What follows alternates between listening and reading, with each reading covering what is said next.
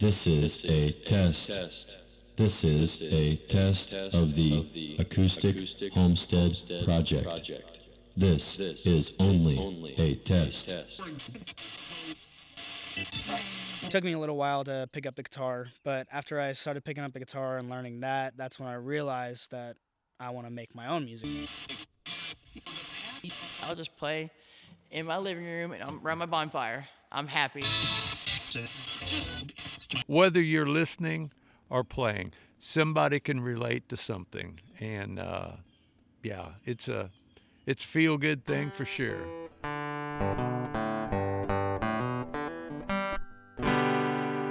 Hello again, and welcome back to the AHP Studio Podcast, your very own music appreciation outlet for the Ozark region of the Midwest. I'm your host, as always, and I'm in a good mood today because I've been working on writing a couple songs this week, and I'm kind of trying to finally come into my own style of music, and it seems like it's feeling more authentic and not somebody else's music. I don't know. Every time I try to write music, it sounds like somebody else's music, and it gets me angry. It makes me it irritates me because I go into something and I'm like, all right, this sounds pretty good, and then I go to start singing and I'm like, this sounds exactly like that, and I get kind of down on myself, and then I give up, and I'm just tired of giving up.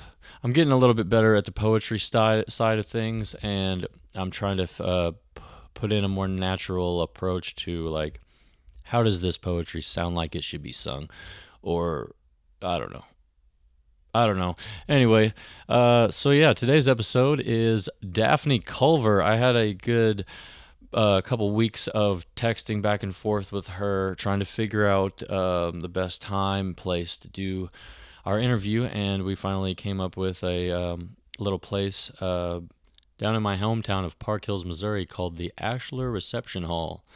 So, before we get started in her interview, she was kind of picking around and messing, so I just kind of left that in there and faded out and back in. So, enjoy. Oh, yeah.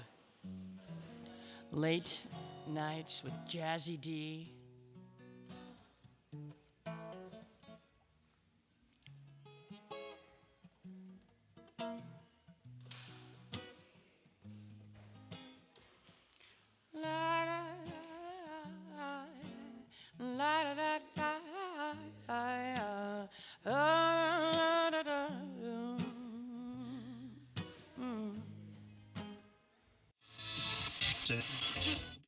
I like it. You get a big voice. I like it. I got a big voice too. Like, I don't need a microphone really, but I know, same. Same. I probably clipped a lot. If I was singing into the microphone, I probably clipped a lot on that. Anyway, if you want to play a song, or if we can just start talking, that's no matter either way. I'll play some Zygotes. I don't know what that means, but that's cool. I got this one song that I wrote about a murder that happened here locally.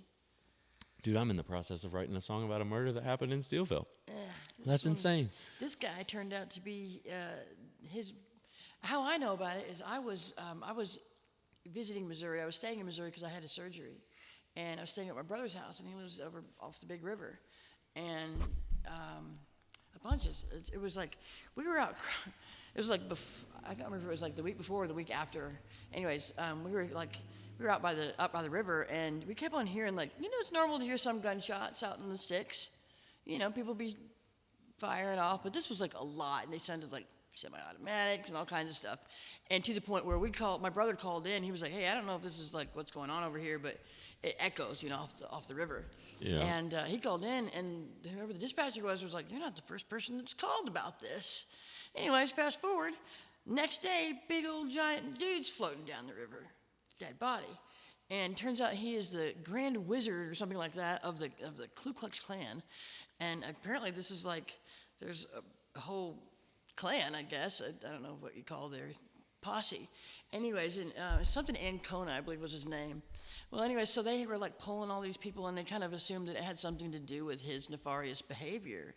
And, his racism and hatred and stuff, I would imagine. But turns out it was his wife who took the police for a wild ride. They sent the police on a wild goose chase. And it was her and her son. So his wife and his stepson are the ones that killed him. And how they finally wound up busting him was the son got greedy and he sold the guns that were from the safe, from his stepdad's safe. And but as they were pulling in all these other different people that they thought might be involved, it was none of those people, but nobody was really talking. Wow. Mm-hmm. That's insane. Oh. That way you can stay comfortable. Okay, yeah, I don't have my cans on. I don't know where we're at. Oh, gotcha. Then I can turn the mic down a little bit, and it might pitch. But anyways, this is a song. I started it that week, and I was like, oh my goodness. Whenever I was trying to keep up with the story, because it was all over national news. It was like, oh my God, they still have I didn't even know that Ku Klux Klan still actually existed at the time. Because this was in 2017. Oh my gosh. So that's when I first started writing like the little licks for this song, and then it's kind of morphed. You know how songs, you sit on them for a while, and they just kind of like, some of them like, they plant seeds, and then some of them they just kind of like, boom, there's a song right away. Like, I've written 2 this week that were just like, here you go. The universe was just like, here you go, have this. Right. And it comes out so easy and so quick, and I was just there for it. All I did was just be there for it. That's how this recent song came out for me Yeah. as well. And it's like the muse just is like, okay, if you're here to do the work, take this. Mm-hmm, yeah. Yeah, sometimes you need the muse, sometimes you need the abuse. Combination of the two.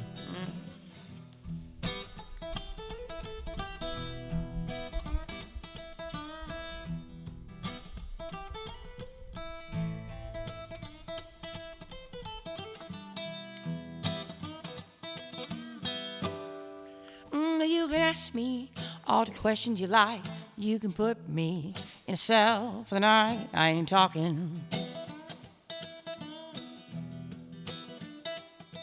You can scare me with all of your threats, and you can hold me here, but you can bet I ain't talking.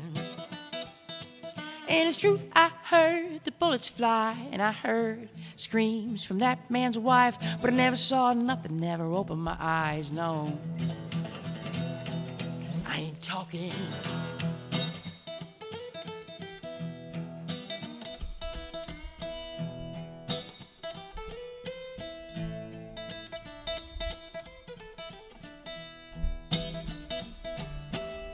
You can retrace all of my steps and get the panoramic view from right to left. I ain't talking. You can sort through all of my affairs and you can tell my secrets. I don't care.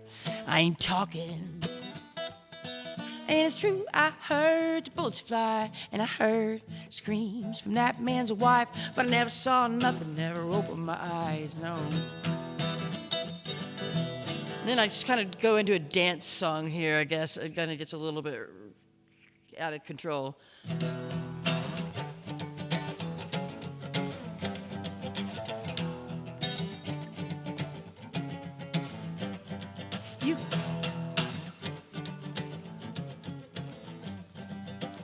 Everybody knows it takes 2 to get a body like that to move.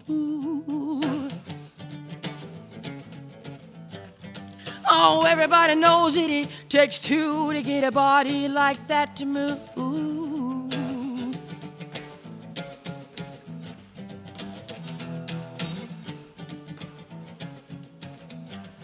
And you can retrace all of my steps and get the panoramic view from right to left. I ain't talking, no. You can retrace all of my steps and get the panoramic view from right to left. I ain't talking, no. Something like that. Hell yeah. I like that. It gets a little weird when I'm plugged in, but You got a real bluesy feel to you. something. So, you ready to go? I would actually like to get a drink of something. Would you like an NA? It's 0.0% alcohol. That seems so silly. Why are you doing that to yourself? Tastes good. I don't drink soda, and I don't drink beer. But I like beer. I don't drink alcohol. Yeah, but it seems like Sorry. you're just like playing with No. fire. Doesn't bother You're me. dancing with the devil. No. Like, right, you're like, oh, I'm gonna taste beer, but I'm not gonna get drunk. But you're still checking off those boxes in your brain though. I got the. So it's I got like, yeah, you're kind of cheating I a don't little need, bit. I don't need it though, so that's the nice But thing. yeah, I don't think I've ever had one. So I would because I think I should try things before I die. So I would, yeah. I'm not really a beer drinker actually. Yeah, I can't, don't. 0.0%, right? Absolutely. Like a beer flavored soda. Dude, no, that's beer. It's bad beer. No, it's delicious. We'll edit this part out. It's okay. Well, how do they get the alcohol out of there? They don't make it with alcohol.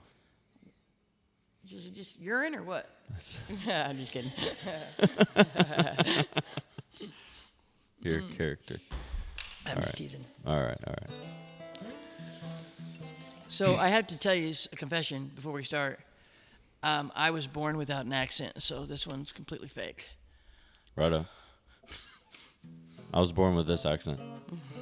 It was just a lot. It was just a lot higher octave.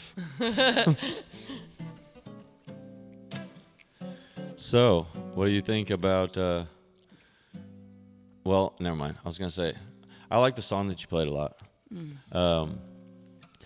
How early can you say that you got into? Sorry, I stuttered that.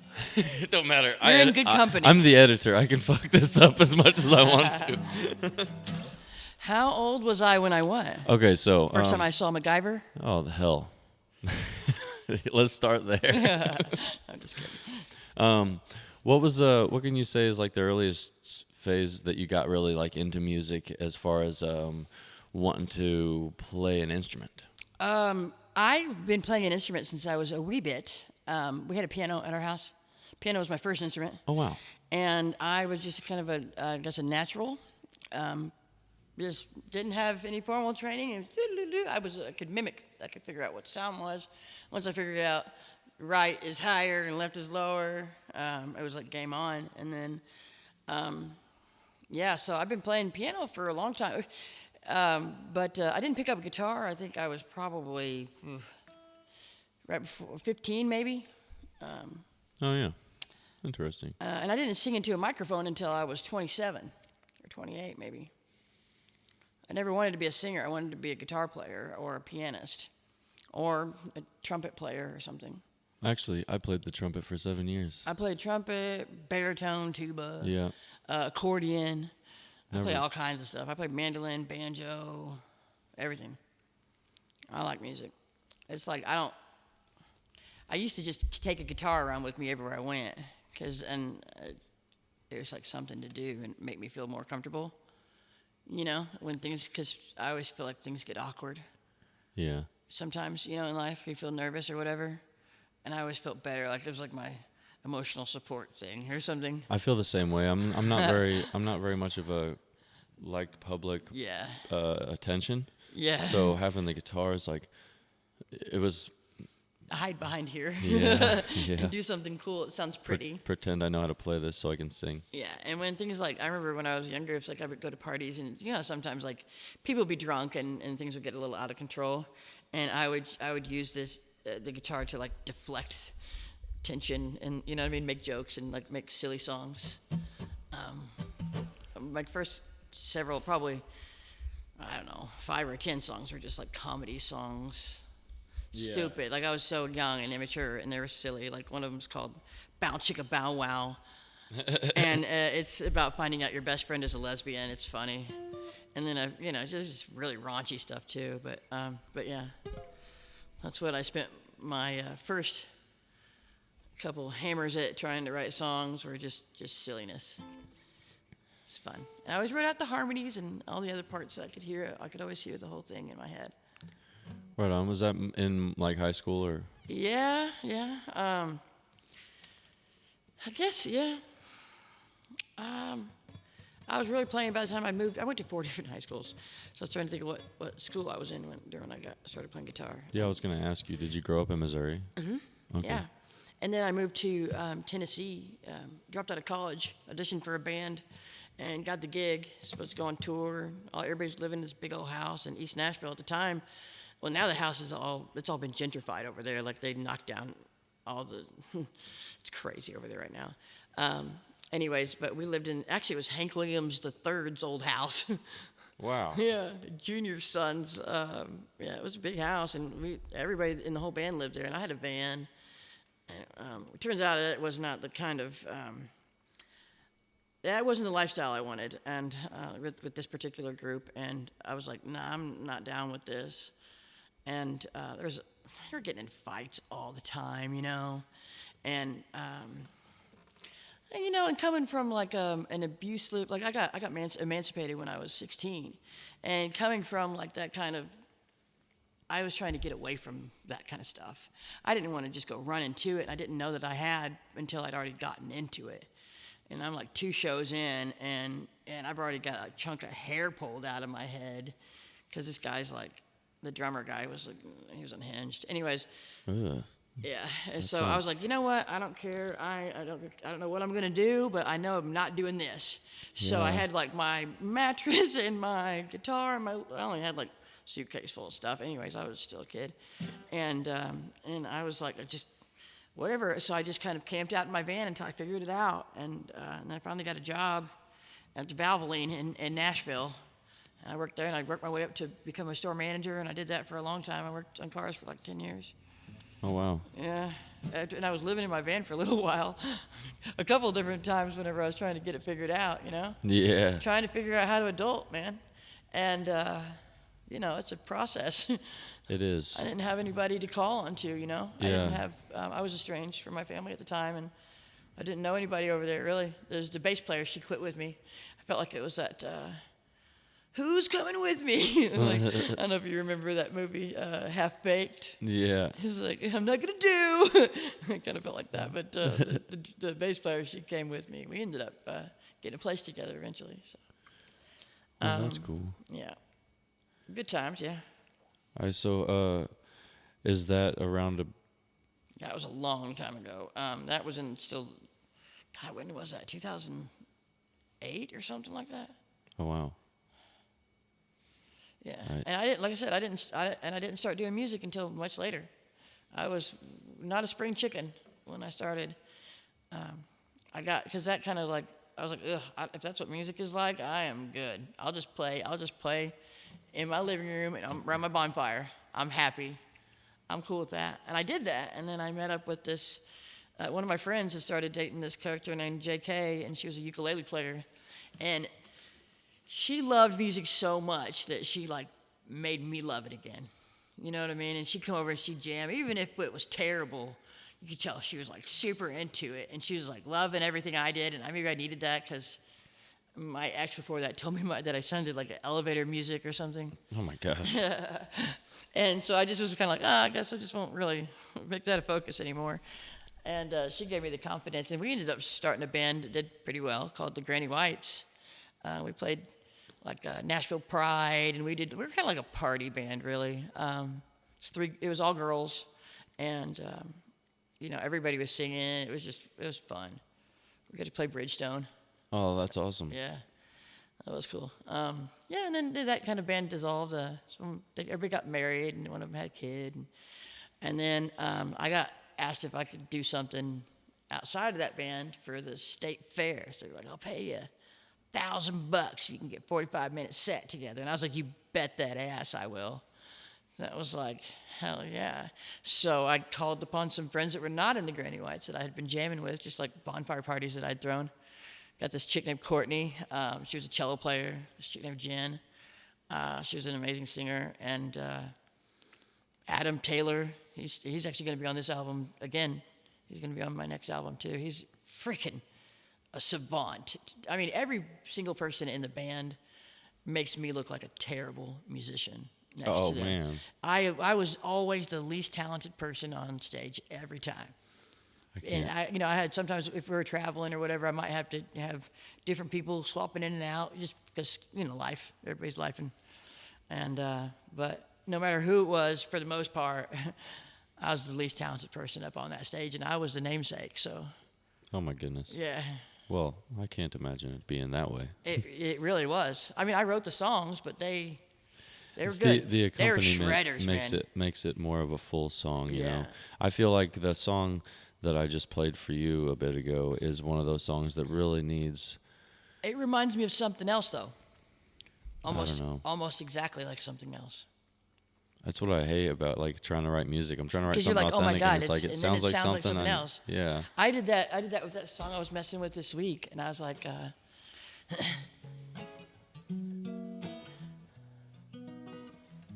and you know how it's like whenever you start out, you have these little licks in your head, and you're Yeah. like, and then you try to sing to it too, and then you have to change the licks so you can play and sing. You know, that way they're not fighting each other. Right. And then it simplifies down to the point where it's like, oh wow, this does sound like every song or something like that. And then you have to find its flair again. Yeah. And find out which parts I'm going to bring back to life, because you have to kill some of it to be able to sing, Yeah, I can't. I'm not the type of Kurt. I'm no Kurt Cobain. Well, yeah, and He also was- you don't want it too messy sounding. Yeah. Kurt Cobain had a really good ability to play lead and sing melody. Yeah, I don't think he felt like he was singing. He was just doing his thing. I know. You know what I mean? So It was natural. just like, yeah, it was just him just doing his thing. And that's how Billy Strings is too. He Yeah. just has the close his eyes and get into it.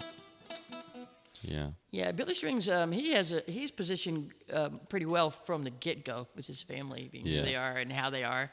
I'm not. You know what I mean? He was like, 5 years old and shredding better than I am right now. Yeah. He used to play down at the station, I think it was called the Station Inn in Nashville all the time. I'm definitely not in that realm of talent, but I would like to be That first somewhere. position stuff that he does. And I started doing this little warm-up, and I was like, how do those bluegrass guys, how do they not have carpal tunnel already? Right. It's fascinating. I don't know. It's just it really is. I was gonna ask you around about what time did you meet the Mystery Machines or get that crew together? 2015 was my first show, I think, with them. And then Okay. we immediately, and it was like one thing after the next kept happening. It happened so fast. So I played this show at the State Fair. And then this guy, Jason Marsden, I don't know if you remember that show, Boy Meets World. Yeah. And Will and Grace, he was the guy from there, the little short little guy, yeah. And he was there, and he made a video, and he was like, "Oh, do you want to do this?" And then every time I'd play a show, I'd get at least another show. And then it just kind of started snowballing out to the point where I was like, I got to figure out how to do this. And I was making more money than I was at my regular job. And I was Really? like, man, I should just do this. And eventually I did. But I remember, I wound up on Music City Roots in 2015. We just started the band. And you're supposed to turn in, somebody was like, dude, you ought to try audition or whatever, send your tape in to try to play this Music City Roots. And I was like, I don't even have anything recorded. Set my cell phone down in the middle of the room with me and Jess Perkins and Jen Palmer and Courtney, the cello player, and Adam, I think it was there, and just played 3 songs and sent it in to the Music City Roots and asked if we could, can we be the ones to blah, blah, blah. And I filled out the form that came with it. And we got selected. Nobody's ever heard of us. I'm playing with Driving and Crying. Who else was there? The Valentines. I don't even remember everybody. I mean, I've played with so many people.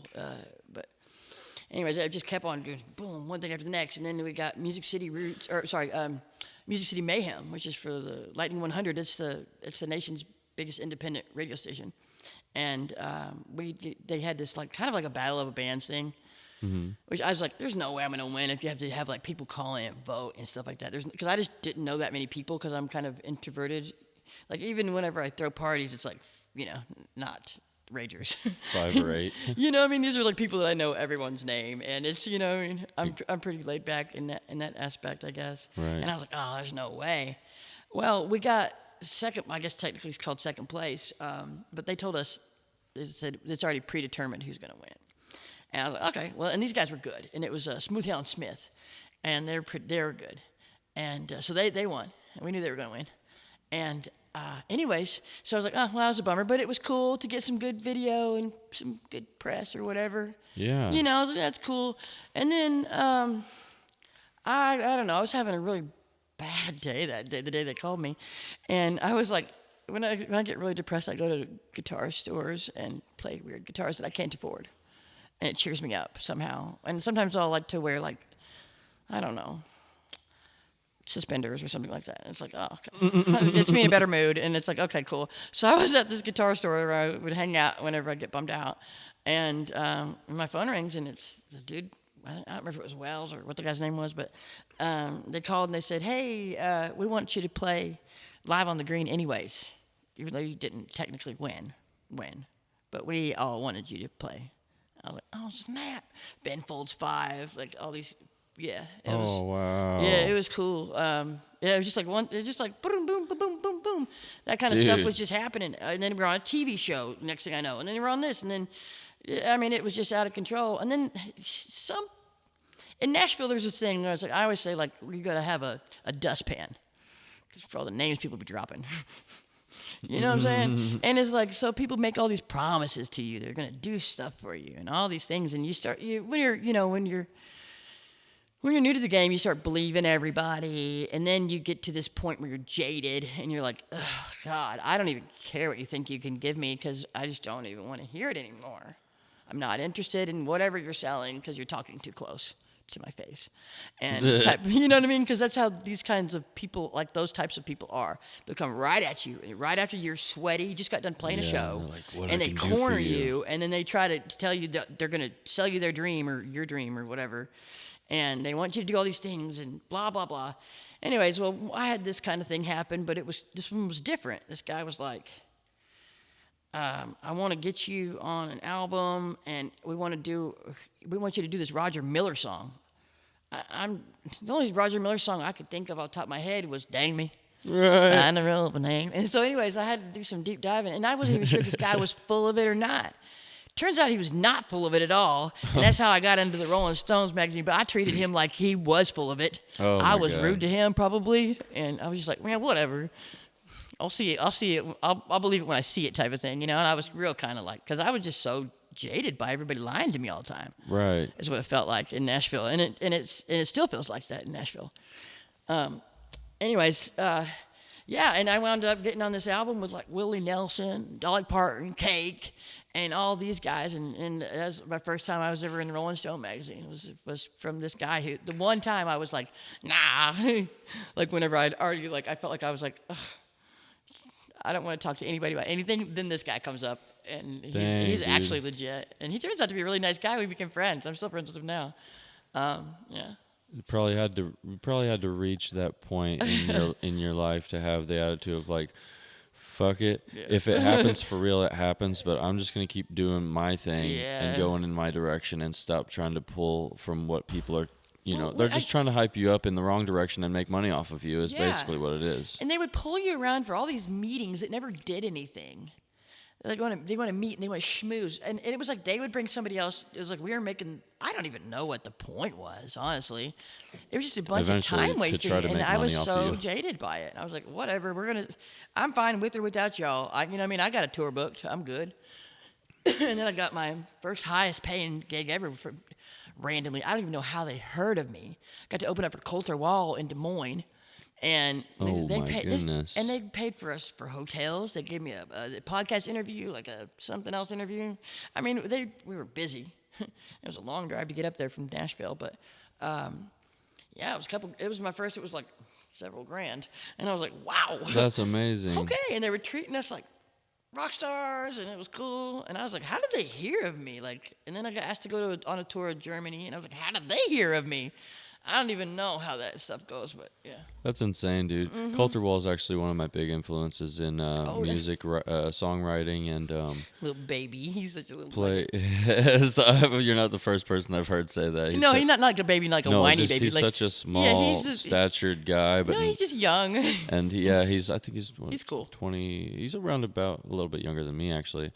I'm 34. Yeah, he's probably younger than me. I think he's I think like 29 or 31. Maybe, yeah. At the time, this was probably back in 2017 or something like that. Oh, he was way young. Yeah, he was just a little. I see his stuff now, and I'm like, oh, he's all grown up. But yeah, I love Coulter Wall. He's got a really great Yeah, his deep Canadianness. voice. Yes. A real deep voice. Oh yeah. I don't have that deep of a voice, but so yeah, with the well, shoot, That happens to me too. lost my thought train, Me too. derailed there. We were speaking of the mystery machines, Yeah. times through that journey, Yeah. and then and what brought you back here? I guess Well, a lot of things really. For one, I got a traumatic brain injury, and that really stopped me in my tracks. I had to do speech and cognitive therapy and all kinds of stuff, and I was having seizures all the time. And I'm really, really grateful to God that that's not happening all the time anymore. That's very painful stuff. So. Yeah, I don't know. Anyways, it was a long road for me to recover, to come back into like normal. I still don't feel like I'm all the way there, back all the way yet, but I feel like I'm definitely making strides. And when I went back to Nashville, there's one lady, she's very dear to me. Her name is Lucinda. Well, now her name is Lucinda Rouse.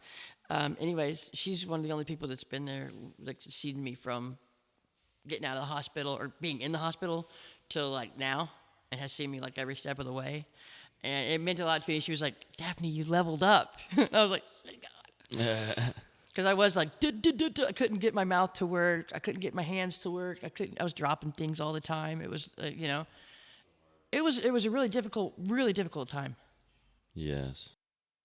But anyways, and then also that experience. I went out and I owned a piece of property out off of Loretta Lynn Parkway, in Lobelville, Tennessee, on the Buffalo River. I bought a little plot right on the riverfront, and luckily I had that because the system failed me whenever I needed it. I couldn't get unemployment. I couldn't get disability for whatever reason. They just deny. I guess that's what they do. And I got no help, and all my family was over here in Missouri, and so I just lived off grid, no electricity, no running water. Oh wow. Yeah, got flooded out twice. That was pretty scary. Oh no. Yeah, it was a long trip, but I mean, I don't know if you can imagine going over a week without speaking a word. No, I really I talk to myself Right. all the time. Well, so that was it was kind of like a monk experience, and I was doing, I guess, monk things. I was going down a spiritual journey at that time, because I honestly thought there's no way that anybody could convince me that I was not in hell when I woke up in a coma, because I died for a little while, and anyways, and every single thing like went wrong. Like, it was almost like everything was cookie cutter, specifically made, like, hey, screw this girl in particular. It was like every single thing at every turn was going wrong, and I couldn't, I was having speech problems, and people were really mean to me, and I didn't understand why for a long time. And then I was like, they think I'm messed up. They think I'm just wasted, because my speech was like, because I couldn't, it wasn't working. My speech I wasn't there yet. I hadn't done the work of like speech therapy, where you do the toothpicks and the things holding in your mouth, and there's all kinds of stuff you have to do. Like, and I'm lucky I can speak like I can, really, just like. But yeah, forgot where I was going with that, but that's some intense recovery to have to go through, Yeah. and then I can understand. I don't like other people making quick judgment from their slight perspective. You know what I mean? As far as that goes, it really upsets me, because I've been wrongly accused as just because of the way that my eyes look, and so oh yeah, actually, I thought that when I first saw you. for my whole life Yeah. since I was a kid. They're like, what is this kid doing? Yeah, it's just moms of freaking crackheads, little crack baby. We're gonna edit that part out too. I don't need people hearing that. But no. So yeah. So now you're back home in Missouri, and also my priorities had shifted whenever I had gone down this different kind of spiritual path. And I like to consider myself like kind of a universalist, but I like to also be kind of a red letter, somewhere in between those two, I guess, because I have a different understanding, having been through hell and all. I've already been there, and I've died already. And so anyways, I have a different understanding, and I have a different respect for the Creator after some journeys, shall we say. Yeah, that's really. I have a very unique perspective of my understanding of how things work and what can come from the work that we do. Yeah. In the right direction. Right, and it matters what you're. Also, it matters like intentions. Yes.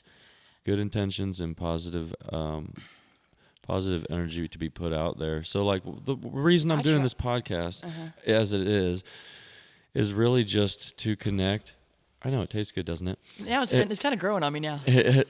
I've had several people tell me that. They're like, "Yeah, I'm surprised I like this. I never liked Heineken." Yeah. But it's shoot, I lost my train of thought again. Oh, for me, it's it's more of a selfless act for the community to just have other musicians to be able to listen to conversations about musicians connecting through experience and all that stuff. And it's I use it as an anti-drug because I don't do drugs.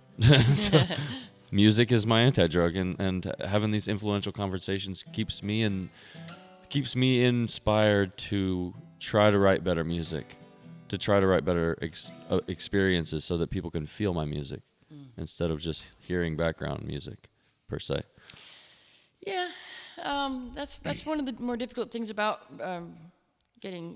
becoming successful, I should say, songwriter. Anybody can be a songwriter, I guess, but successful ones are like if you can capture the room, you know. Yeah, convey a message that like, means something. I guess I usually write songs, like I said, they either come to me real quick or I'm like crying, like pen and paper, boo-hooing about something, like just so freaking heartbroken about something. And most of my stuff is, that's why my answer is like, are you going to ever write a happy song, Daphne? What's your happy song? I don't have a lot of those. I mean, maybe a couple, but that's not where my inspiration lies. My muse is pain, suffering, and sorrow, and loss, and all that. Recovery. Yeah, some ways, sometimes that's the best outcomes can come from the worst experiences. Oddly, yeah, it's funny because it's like, when you think about like some people call God or whatever you might want to call it, the universe or however you want to say it. Some people be like, you have these ideas for yourself. You have these goals. You're like, oh, I want to do this by this age, and da-da-da. Things aren't happening fast enough or whatever. And then it's like, and then you kind of almost give up on it, on your version of it, and then something happens where it's better than you could have even imagined that it would be. You know what I mean? Yes. It's like mountaintops and valleys, baby. But it's like I wouldn't have thought I would. Whenever I came back here, I was planning on just going and I was going to manage this oil change place again. I was going to get a regular job. I was like, I'm not going to do music. I didn't think I was going to be able to. I had a breakthrough right before I moved here on my leveling up. Oh yeah. Yeah, and I don't know if it's due in part to the universe or if God, or if it was I did a microdose with psilocybin and lion's mane and these different mushrooms, and they had on this specific diet regimen, drinking lots and lots and lots of water. That's very important for anybody who's got a brain injury. Whenever you're still acute, yeah, chug the crap out of water, man. That makes a difference, a huge difference. I can tell if I'm like I call it my derpy days. Whenever if I'm dehydrated, I can tell if it's like because I will be struggling again to grab a hold of a word or remember what I was saying halfway through a sentence and I'll look. You know, what I mean, another thing I struggle with is recognizing people's faces and names. The medicinal mushrooms you were speaking of are really good for reconnecting neurological pathways Yeah. in the brain, and so it helps with basically kind of. I'm sure it did help a lot with the recovery phase. Yeah, it was recommended for anybody with TBI or with PTSD or complex PTSD, like I have complex, and yeah, it was incredible. And here's the thing: is like I stopped having seizures almost completely after like month 1. Wow. Yeah, and I don't know if that's normal or if I just got lucky or if they even have. I don't know if they're two different things that just happen to happen around the same time, but it seemed pretty legendary to me, and I started feeling different, you know. I was agoraphobic. I was out there at the river. I thought everybody was capable of, and also like I was maybe, you know, some parts of my brain injury were making it where things were all like I guess I had an altered perspective, let's say, and I would see this like darkness in a lot of people, and it freaked me out. And so I was like, I'm just gonna stay out here. I'm safe. And so I became kind of, I guess, textbook agoraphobic. And I'm out here like I went to Walmart, didn't just shop online the other day. Right. You know what I'm saying? Making progress. Yeah. Getting out there in public and being okay with it. Yeah. I'm It's playing not- shows. I started playing shows again. I think I was kind of borderline that. I live in the sticks and I don't have a whole lot of. All my friends are down here still. Yeah. To be honest. Like. Are you from here? Yeah, I'm from Park Hills. Oh, okay. So I grew wondered up. how you heard of me. I grew up in Park how Hills. does this guy know who I am? I grew up in Park Hills, and I'm friends with a lot of the local Main Street people Yeah. here. Okay. On Facebook at least, and in real life for some of them. But that's how I heard about you through Ryan Sales. Oh, yeah. I've been friends with Ryan Sales for a few years. He's a good guy, man. He is a good guy. Yeah. He's a great person. And he's a great musician. Yeah. He's the one who told me, he's like, she keeps getting me shows Yeah. to play with, or like openers for her and stuff like that. And I Yeah. was like, well, I want to see if I can, get her on the show because I listen to your stuff and I really like your music and I like thank you have a lot of a really unique authenticity, which sounds redundant as hell when I say that out loud. It's okay. I like the feel, and it's not something that we have a lot of around here. Yeah, it's not contrived, it's for sure. I for some reason don't know what that means. Forced. Uh, Not created, forced, I guess. It's not necessarily. It's my stuff is very emotional and it's very real, and some of it's autobiographical, some of it's about somebody else, and Right. we don't mention names though. Yeah. That's a faux pas. Yeah, we'll keep that out of there. Yeah, we don't do that. Yeah. But yeah, that's crazy. Well, Yeah, so I ran into him. I was just, I got invited. This guy works down at the music store. I walked in when I was getting ready to buy a house. Ryan. No, a different guy. No, are you talking about Skaggs. you met drummer. You met the drummer. Yeah. Okay, sorry. Yeah. We went way off Yeah, track. but anyways, this guy, I went in there and I was like trying to get capo or something like that at the music store. It used to be called Marlar's Music back in the day. Mm-hmm. And anyways, I went in there to buy capo and I was like talking to him and he said, well, there's a jam tonight. And I was like, where? What? And I was thinking like sitting around in a circle, bonfire jam type thing. And he's like, oh, it's the Underground. And I knew the owner of the Underground, and for kind of a silly reason, I went to see Afro Man, and they had such terrible feedback. And I got my karma for this. They had such terrible feedback that I made them like a how-to thing, and I was like, here, this is the what not to do's. Like here's the mustard and the mayonnaise, as they used to say. Stay my between the God. mustard and the mayonnaise. And anyways, but he and I wound up like before I even moved here. I hadn't met him in person yet, but we was texting back and forth, and he was asking me questions about sound and business and da da da da. And anyway, so it was to that place where the jam was, And it wasn't like a sitting around in a circle with a bunch of chairs and a bunch of other musicians. We're all picking No. around together. No, it was like I was the first one, and there's like put me up on stage, and I hadn't played in forever. Oh wow. Like in front of people, especially not into a microphone. It'd been a minute, like a long years, you know. And it's like, well, I know it's not true. I did play one TV show earlier that year. That's so. Anyways, maybe second time in like 5 years. Anyways, and that's how I had met my drummer. But anyways, he invited back, and I went back there again. And I usually hate everything. I hate to say that out loud. I shouldn't have said that. But most stuff doesn't impress me, and I don't feel like, because it's like what I'm looking for whenever I go see a band is not necessarily the singer. It's not necessarily how good they are at playing guitar. It's do they bring that thing that gives you goosebumps. I call it the Holy Ghost because I was raised in the church, you know what I'm saying? But, you know, whenever it's like everybody feels it and it's like, woo, you get the hair in the back of your neck and there's a presence. You know what I mean? Like when that perfect, like whenever everybody's singing harmonies together. Yeah. And there's this thing and there's this feeling that you get. It's like this energy. Yeah. And if they bring that, that's what I consider, that's like, all right, you don't suck. And Ryan brought it that night, first time I ever saw him. And I was like, dude, man, I want to record you. And I invited him over, and I recorded him, and I engineered, and hopefully I don't know how he's going to release it or when, but it sounds great. Oh really? Yeah, it sounds really, really great. And I added some bass on there and then just left it at that. He had a pretty busy recording before that, I think. But I was like, man, just strip it down. Just leave it with you and the magic.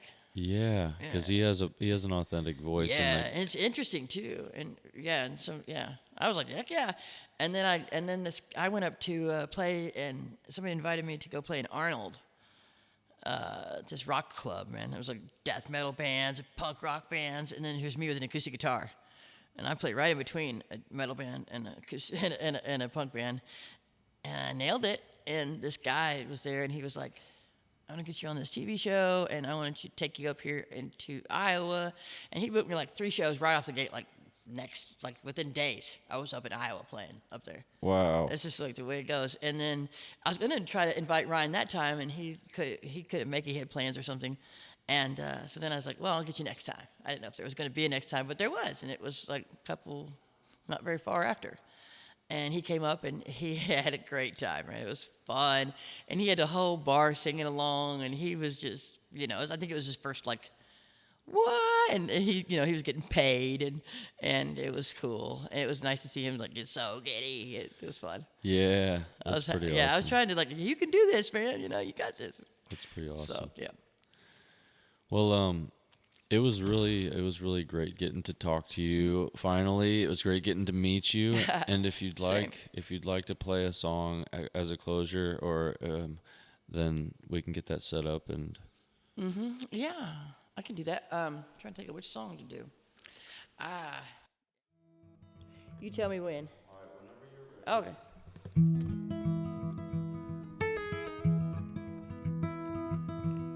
I guess this is goodbye. I hope you don't get high when you walk out the door. Remember why you came. Try not to do the same. It gets worse every time than before. I guess what scares me the most is that you would overdose, then I won't get to see you anymore. Don't get confused or pretend your dealer's your best friend, or the devil's not been waiting by the door. He's been watching all along, waiting for the days gone wrong, and he'll offer you the perfect score. So I guess this is goodbye. I hope you don't get high when you walk out the door. She's got Narcan in her purse. I'm not sure which is worse, if it's the fear of knowing what's coming. And the tape that's on her shoes is the same that she would use to put her life back together next time. That mascara down her cheek don't even show a peep of the fear that's been living in her mind. So I guess this is goodbye, and I hope you don't get high when you walk out the door. Remember why you came. Try not to do the same, it gets worse every time than before. I guess what scares me the most is that you would overdose and then your mom won't get to see you anymore. She's been praying all along, wondering what she's done so wrong, how she could have done more. So I guess it's just goodbye. I hope you don't get high when you walk out the door.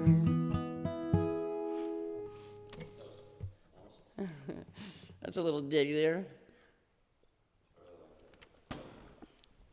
All right, guys, if you enjoyed listening to Daphne's music as much as I did, you can find her on Facebook and Spotify, solo artist, as well as Daphne Culver and the Mystery Machines. I had a really great time talking with her. She has a unique style and had a lot to bring to the table, so I hope you guys enjoyed listening as much as I enjoyed making this episode. Thanks again, and don't forget, if it ain't fun, why are we doing it?